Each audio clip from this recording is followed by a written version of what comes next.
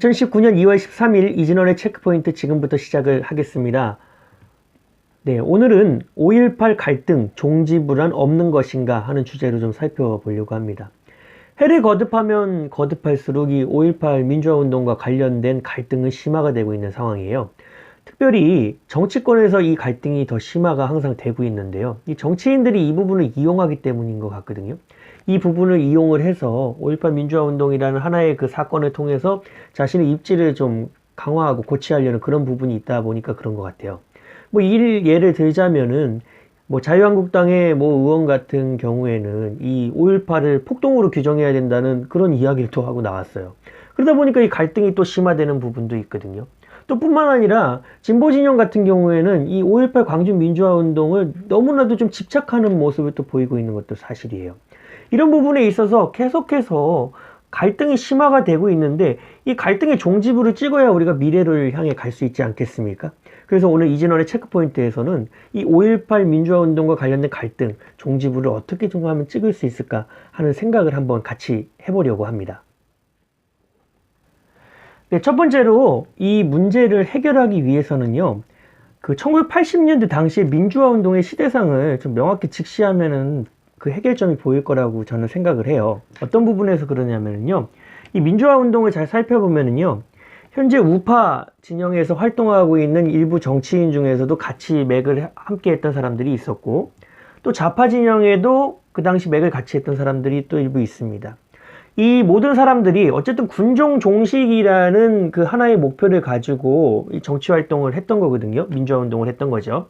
그런데 여기에 스며들어 있던 또 하나의 세력이 있었습니다. 이 좌파 세력에 스며들어 있던 세력 중에 하나인데요. 바로 이 NL 계열이에요. 이 주사파들이라고 하죠, 우리가. 이 NL 계열이 어떤 사람들이냐를 먼저 좀 살펴보면 1980년대 이후에 이 민주화 운동에 이제 참여를 하는데 여기에 민족해방파라는 이미지로 참여를 합니다. 그래서 이들을 자주파라고 이야기를 하는데요. 이들이 문제가 됐던 부분은 이제 앞서 말씀드린 바와 같이 주체 사상을 학습하고 김일성을 고무하고 찬양 고무하고 그랬던 부분들이 있었어요. 그러다 보니까 이들이 활동하는 건 어떻게 보면 비슷한 부분으로 같이는 가는 거죠. 왜냐하면 민주화 자체가 군정 종식이라는 이미지로 같이 가고 있는데 이들 세력이 숨어 있으면서도 이들의 색채를 같이 드러내도 어쨌든 방향은 한 방향성으로 가기 때문에 같이 갔다는 거예요. 그런데 1987년 민주화, 6월 항쟁을 통해 민주화가 된 이후에는 이 앞서 보여드렸던 세력들 중에서 우파 진영과 좌파 진영의 일부 세력들은 민주화가 됐기 때문에 그 민주화가 된 시대에 맞춰서 나아갔던 것인데 이 NL 계열들은 그렇지가 못했다는 거죠. 그렇기 때문에 이 NL 계열들의 색채가 그때부터 이제 드러나기 시작을 합니다. 그러면서 우리가 2000년대에 가까이 오면서는 종북 세력이라는 것을 알게 된 거죠. 그런데 이 종북 세력, NL 계열로 대표되는 사람들이 1980년대에도 활동을 했어요. 그런데 우리가 민주화 운동이라는 큰 범주 속에 있었기 때문에 그 안에 숨어 있어도 느끼지 못했을 뿐인 거죠. 그렇기 때문에 광주 민주화 운동뿐만 아니라 대부분의 민주화 운동 속에 이 세력들이 숨어 있었던 거는 사실이에요. 그렇다고 해서 이 세력이 숨어 있었던 이 모든 세력들로 인해서 모든 민주화 운동이 빨갱이 운동이었다, 이런 식으로 전개를 해간다는 것은 바람직하지 않아요. 이들은 일부 소수 있었을 겁니다. 그들이 숨어가지고 거기서 지하 조직을 조직하고 활동을 했던 것인데 이들과 분리를 해서 민주화 운동 세력들을 바라봐야 한다는 부분이에요.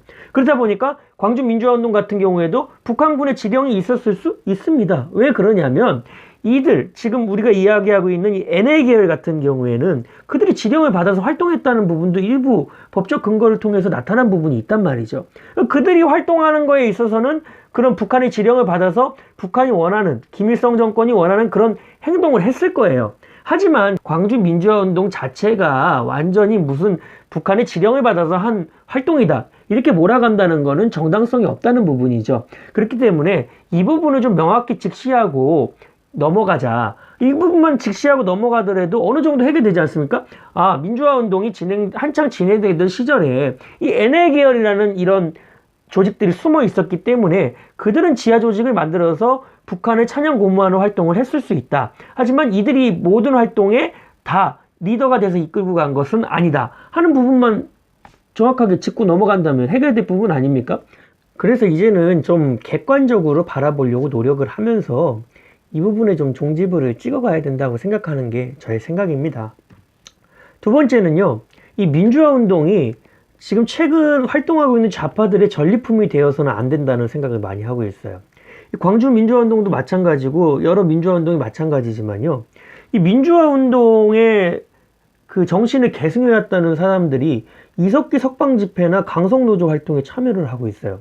이 부분은 정말 바람직하지 않은 부분이거든요.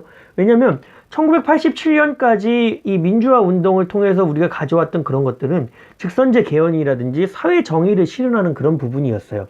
그렇기 때문에 1987년 이후에 이제 육공화국이 들어섰지만 그 이후에 문민정부가 들어서면서부터는 이 사회 정의가 더욱더 강화가 됐고, 또 육공화국부터는 직선제 개헌도 진행되지 않았습니까? 이런 부분에 있어서 민주화를 쟁취를 해냈기 때문에 87년 이후에는 민주화 운동에 있어서는 이제 종지부가 찍혔다고 보는 것인데, 그 종지부가 찍힌 이후에 활동하고 있는 것과 관련을 해서 NA 계열은 이석기 석방 집회를 그 민주화 운동에 접목시키려고 하고 있고요. PD 계열 같은 경우는 강성노조 활동을 또 민주화 운동에 접목시키려고 하고 있어요. 그런데 그런 운동권이 과거 민주화 운동을 하던 운동권들과 전 다르다고 생각을 합니다. 그들 중에 일부가 빠져나가서 이런 상황이 된 것이지, 모든 운동권이 이석기 석방 집회에 다 손을 들고 있는 게 아니고 강성노조 활동에 있어서 뭐 응원을 하고 이런 거 아니지 않습니까? 그러니까 이런 부분에 있어서 그들의 전리품이 되어서 안 된다는 거예요. 이 모든 민주화 운동의 모든 공은요, 우파 진영에 있는 일부 정치인에게도 있고, 뭐 좌파 진영에 있는 일부 정치인들에게도 있고, 같이 활동했던 우파 좌파 진영으로 지금 활동하고 있는 모든 사람들에게 있는 겁니다. 근데 이것을 마치 지금 가장 확고하게 이어오고 있는 것이 자신들인 양 이야기하면서 NA 계열이 이석기 석방 집회에서 그것을 이용하려고 하고, 강성노조 활동에서 PD 계열이 그걸 이용한다고 하려고 한다면은요, 이 부분 계속해서 민주화 운동이 퇴색될 수밖에 없는 부분이거든요. 그렇기 때문에 우리 국민들께서 이걸 명확하게 딱 바로잡아 주시고 바로 짚어서 봐주셔야 된다는 생각을 많이 합니다. 뿐만 아니라 이 정치권에서, 진보진영 정치권에서 이것을 정치적 이익수단으로 활용하려는 그런 부분도 많이 드러나는 게 사실인 것 같아요.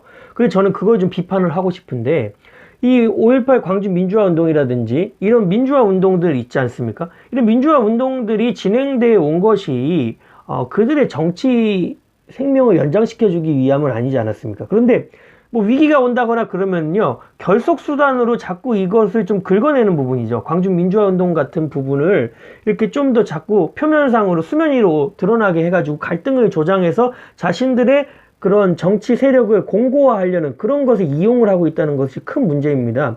그렇기 때문에 그 민중들까지도, 광주 민주화운동에 참여했던 그런 민중들까지도 그런 비판을 피해갈 수 없게끔 만드는 게 정치 세력이라고 생각을 하거든요. 그렇기 때문에 정치 세력들이 어느 정도 자중할 필요는 있다. 우리가 4.19 혁명도 있었고, 또 부마 민주항쟁도 있었고, 굵직굵직한 우리 사회에 있어서 민주화운동이 많이 있었습니다. 하지만 유독 광주 민주화 운동과 관련된 그런 갈등이 좀 심화되고 있는 것은요, 제가 생각했을 땐 그렇습니다. 우리가 이야기하지 않더라도 광주 민주화 운동, 민주화 운동으로 정해졌기 때문에 우리가 다 알고 있는 하나의 그런 유혈 사태였던 것 다 알고 있습니다. 그렇기 때문에 피해자도 많이 있다는 것도 알고 있고요. 하지만 이 정치권에서 계속해서 그 부분을 부각시키고 긁어내고 하다 보니까 이 정치라는 것은 찬성이 있으면 반대가 있기 마련이에요. 그것이 갈등하기도 마련이고요. 그렇기 때문에 갈등이 더 심화될 수밖에 없다. 이 갈등이 더 심화되다 보니까 이상하게 와전이 돼서 지역 감정으로까지 치닫을 수 있다는 부분이 있거든요.